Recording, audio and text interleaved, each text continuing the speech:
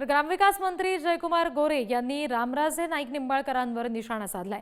एखाद्याचा राजकीय द्वेष किती करावा याचं मूर्तिमंत उदाहरण समोर असल्याचं म्हणत टीका केली। 17 वर्षांपासून रामराजेंनी त्रास दिला, यावेळी त्यांनी कळस गाठला।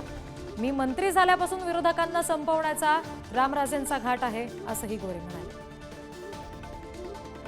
माझ्याही पाठी गेल्या 17 वर्षापासून हा संघर्ष होता आणि याचा आता अगदी कळस गाठला होता यावेळी जेव्हा मंत्रिपदाची माझी शपथ झाली आणि मी काम चालू केल्यावर।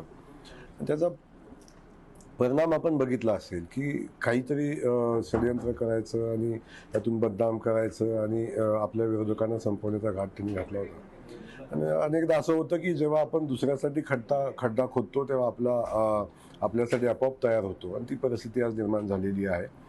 आयुष्यभर ज्या शकुनी मामाचं काम केलं, आता परिस्थिती उलटी झालेली आहे आणि आता सगळ्याच गोष्टी समोर आलेल्या आहेत।